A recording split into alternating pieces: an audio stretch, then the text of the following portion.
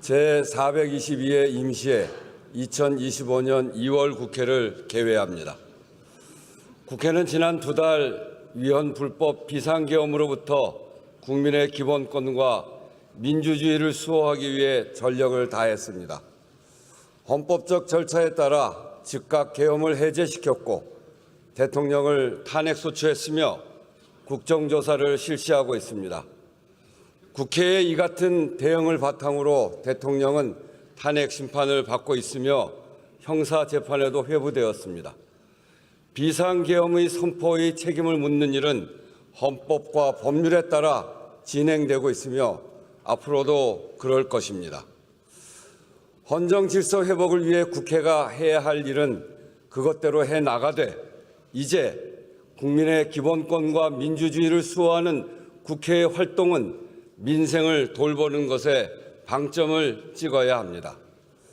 민주주의는 국민의 삶으로 증명되어야 하기 때문입니다.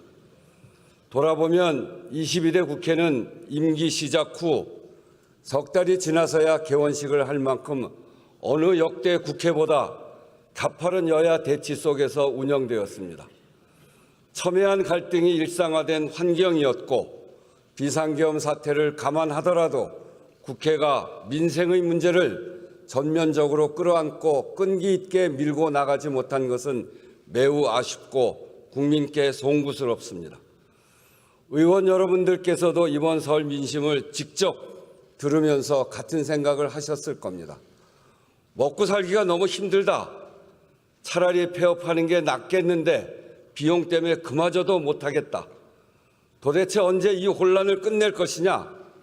사는 게 힘드니 여도 야도 다 보기 싫다. 어느 한 말씀 국회와 정치를 향한 질책이 아닌 것이 없었습니다. 실제로 21대 국회와 비교했을 때 같은 기간 22대 국회는 더 많은 본회의를 열었지만 처리된 법률안은 오히려 적었습니다. 그간 처리한 법안이 1192건, 21대 국회보다 무려 267건이 적었습니다. 주요 현안을 놓고 여야 간 논쟁과 주장은 있었지만 정작 입법을 위한 여야의 협력이나 협상은 크게 부족했다는 의미일 것입니다. 이유가 무엇이든 뼈아픈 일입니다. 물론 12.3 비상계엄의 여파가 여전하고 그에 따른 정치적인 쟁점이 전 사회를 휘감고 있습니다. 그러나 이런 때일수록 국회가 더욱 중심을 잡고 민생의 문제가 실종되지 않도록 해야 합니다. 국회가 오히려 혼란을 더하지 않았는지 또는 그 와중에 큰 이견이 없는 법안조차 미뤄둔 것은 아닌지 차분하고 겸허하게 돌아볼 필요가 있습니다. 이번 임시국회를 입법과 정책으로 국민을 지키는 국회로 만들어야 합니다. 아주 분명하고 절박한 이유가 있습니다. 첫째, 민생의 어려움은 숨이 턱에 찰 만큼 한계에 이르렀고 둘째, 대내적으로 높은 파고가 닥쳐오고 있기 때문입니다. 불평등과 양극화 심화, 기술혁신 지체, 인구 감소 등 저성장이 구조적으로 고착되고 있는 상황에서 예상보다 빨리 작년 말 초고령 사회에 진입했고 미국 신행정부의 출범으로 경제, 외교, 통상 분야에 큰 도전이 예고되고 있습니다. 파고에 맞설 방파제가 얼마나 튼튼하게 점검하고 대비해야 합니다. 지난 연말이 중요했는데 시간을 놓쳤습니다. 여기서 더 지체하면 안 됩니다. 대통령 탄핵 심판 절차가 종료된 후에 정치 사회적 상황도 생각하지 않을 수 없습니다. 어떤 결과가 나오든 일정 기간 혼란은 불가피할 것입니다. 이번 2월 국회에서 최대한 국회의 일을 해야 합니다. 안으로는 민생의 문제를 전면에 세우고 바깥으로는 국회의 원활한 운영을 통해 국제사회에 대한민국이 안정되고 있다는 신호를 보내는 것이 핵심입니다. 존경하는 의원 여러분, 이 자리에 계신 우리 300명 국회의원은 소속 정당과 손수 출신, 정치적 견해가 다릅니다. 그렇지만 모두 동의하는 것은 민생이 나라의 근본이라는 사실입니다. 민생은 국민의 구체적 삶의 모습이고 국가 경제의 토대이자 궁극적 목표입니다. 가뜩이나 어려웠던 민생이 비상계엄으로 강펀치를 맞았습니다. 소비는 줄고 빚은 늘었습니다. 작년 12월 신용카드 사용액은 전년 12월보다 5,670억 원 줄었습니다. 계엄에 따른 소비 감소 효과만 분석한 금액입니다. 반면에 같은 달 현금 서비스와 카드론 이용 금액 8조 6,460억 원, 전년 같은 달과 비교해도 6,820억 원이 늘었습니다. 높은 금리를 감수하고라도 카드 대출을 받아야 할 만큼 급박한 수요가 한 달 새 8조 6천억이 넘을 정도로 가계에 돈이 말랐다는 것입니다. 빚만 늘은 것이 아니라 못 갚는 사람도 늘었습니다. 소득 대부분을 빚 갚는 데 쓰거나 빚을 빚으로 막다가 더 어쩌지 못하고 채무조정을 신청한 사람이 지난해 21만 명, 역대 최다입니다. 경기 부진이 이어지면서 가계와 중소기업 대출 연체율이 상승하고 있습니다. 어려운 분들은 더 어려워졌습니다.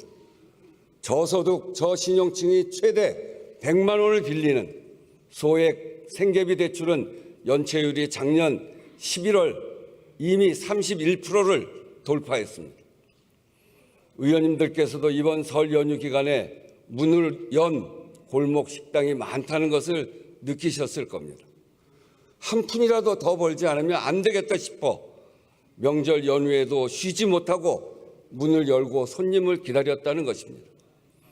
그도 그럴 것이 자영업자 대출액과 연체율 모두 역대 최고입니다. 연체자 수도 41.8%가 늘었습니다.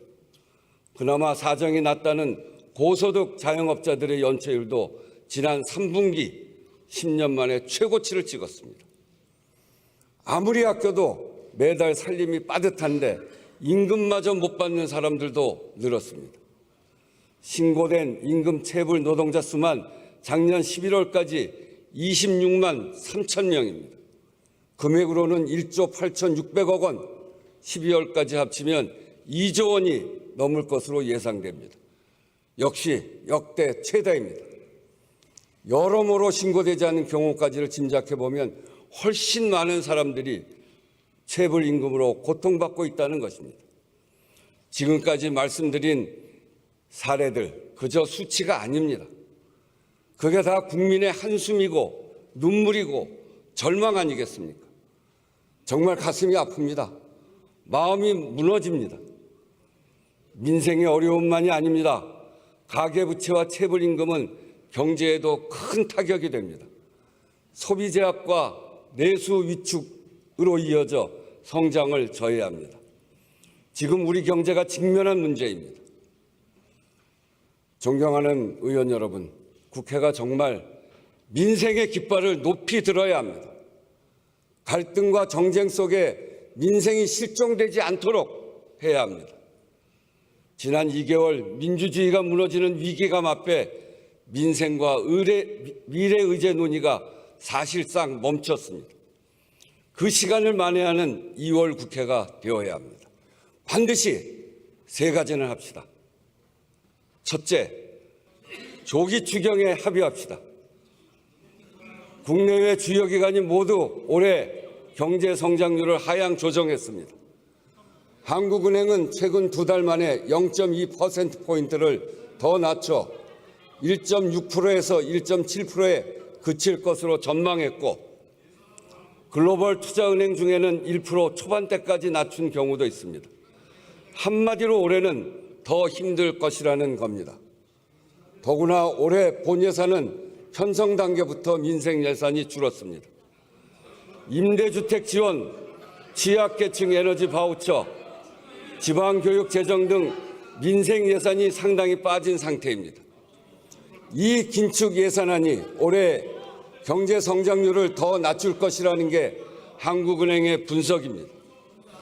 추경을 편성해 경기를 부양하고 소비와 투자를 늘려야 합니다. 재정의 적극적 역할이 필요합니다. 추경의 시급성에는 대다수 전문가들도 이견이 없습니다. 본 예산을 조기 집행하고 추이를 살펴보자던 정부도 최근 추경 논의 의사를 밝혔습니다. 때를 놓치지 말고 필요할 때 빨리 해야 합니다. 여야 합의가 전제되는 추경 편성 자체가 정치적 불확실성 속에서도 대한민국 경제 시스템이 정상적으로 작동한다는 것을 보여주게 될 것입니다. 추경 편성이 대외 신인도 회복에 기여하는 것입니다. 경제 성장률 전망은 경제 주체의 심리에 큰 영향을 줍니다. 기왕이면 이달 하순 발표 예정인 한국은행의 수정 경기 전망치에 추경의 기대 효과가 반영될 수 있도록 속도를 내야 합니다. 그래서 지금 국회와 정부가 서둘러야 하는 추경은 민생 추경일 뿐 아니라 경제 심리 회복 추경, 성장률 방어 추경이고 국정 안정 추경입니다. 추경 시기와 구체적 내용 등을 두고 여야의 이견이 있습니다. 우선 조기 추경과 규모에 합의하고 구체적인 내용은 머리를 맞대고 좁혀가자고 제안합니다.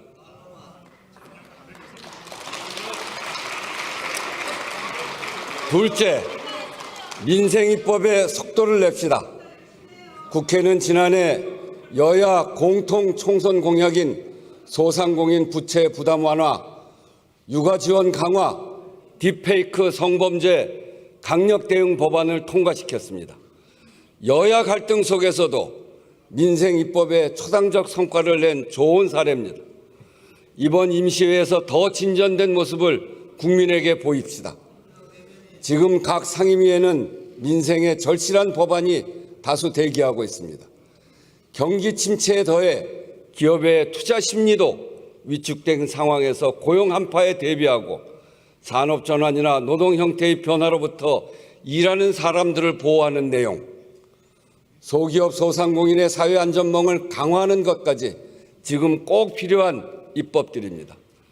특히 소득 기반으로 고용보험 제도 개선, 노란우산 소득공제 한도 확대나 이미 해지 시 세부담 완화를 통한 소기업 소상공인 세제 지원 강화는 이미 여야가 뜻을 함께하고 있습니다. 임금 체불 사업주에 대한 제재를 강화하는 근로기준법 개정에 이어 사전에 임금 체불을 예방할 수 있는 보호제도를 마련하는 것도 관련 상임위에서 논의되고 있습니다. 채무자가 감당할 수 없는 빚으로 극단적 상황에 내몰리지 않도록 제도를 보완하고 파산 선고를 받은 채무자들이 정상적 경제 주체로 복귀할 수 있게끔 두 번째 기회를 보장하는 법안도 여야 모두 발의해 논의 중입니다. 이런 법안들이 결실을 보도록 힘써 주시기 바랍니다.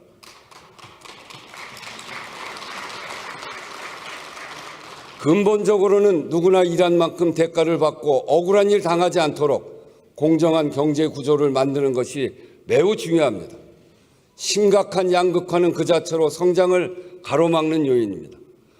기울어진 운동장을 고쳐야 경제도 앞으로 나아갈 수 있습니다.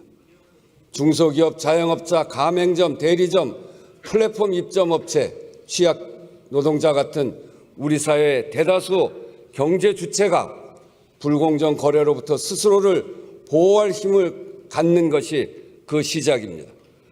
경제적 약자의 교섭권을 부여해 협상력을 높이는 교섭권 6법, 납품 대금 연동제 적용 범위를 확대하는 법안 등이 이미 오래전부터 논의되어 왔습니다.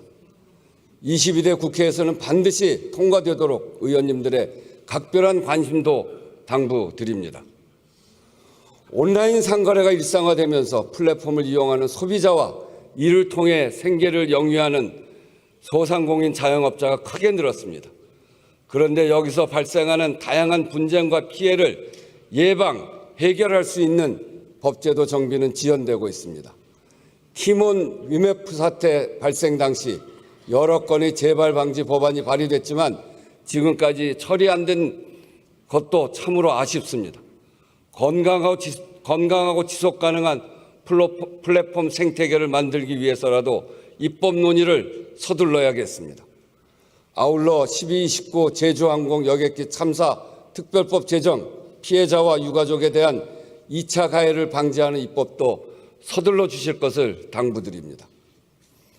여야 간 논의가 마무리되어 사실상 의결만 남은 상태에서 멈춰 있는 연금특위, 기후특위, 윤리특위도 이번 2월 국회에서 반드시 구성할 것을 요청드립니다. 셋째, 대외 환경 변화에 총의를 모아 성장 동력을 확충합시다. 국제 정세와 첨단 기술의 격변기입니다. 미국 신정부의 대내외 정책 변화까지 겹치면서 우리나라는 경제 안보 등 전방위적 도전에 직면해 있습니다.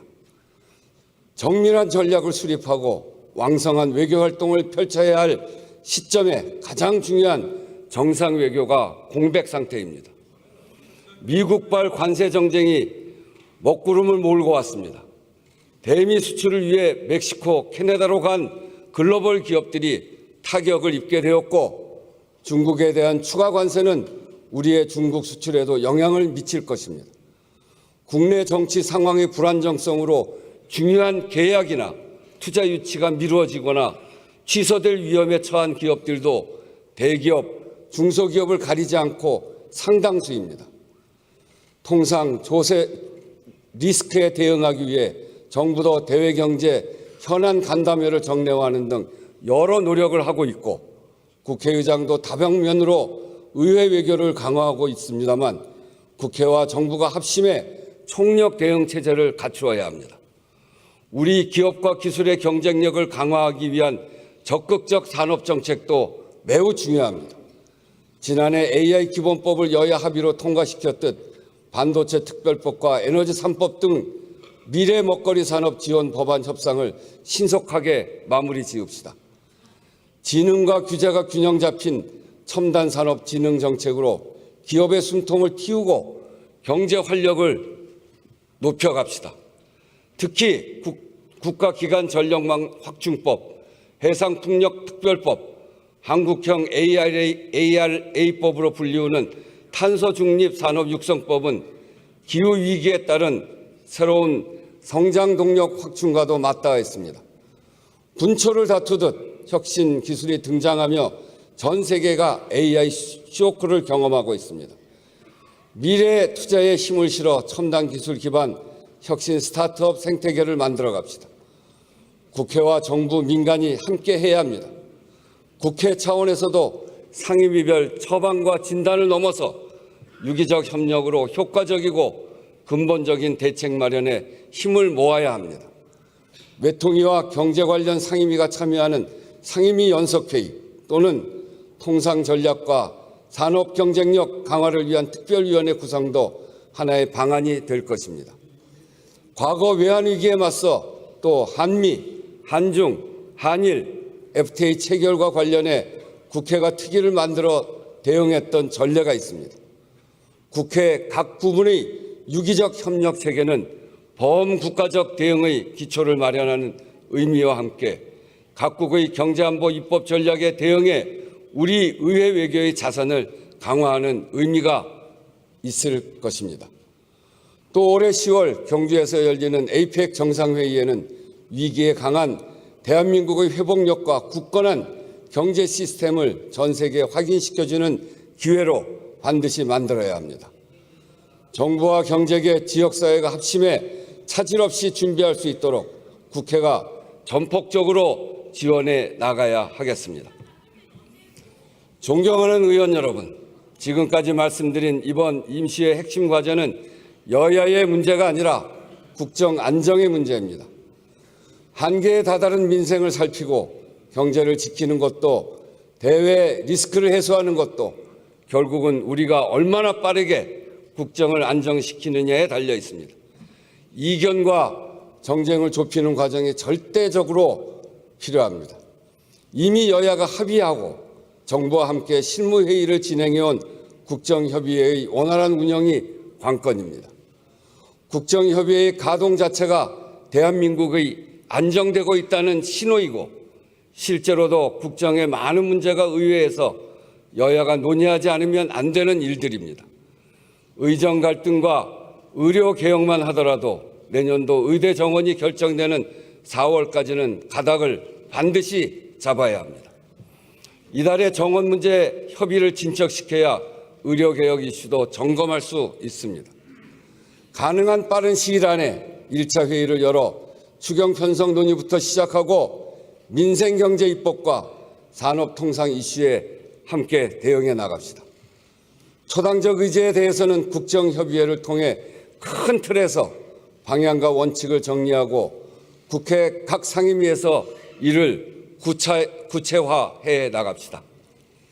정부와 여야 정당의 적극적이고 책임 있는 참여를 요청합니다.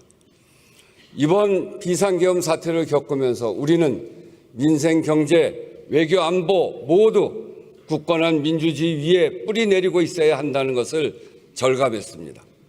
국회가 민주주의 최후의 보루로서 신속한 계엄 해제를 통해 국민을 안심시켰듯이 지금의 위기를 극복하고 불안한 국민의 삶을 안정시키는 데 국회가 앞장서야겠습니다.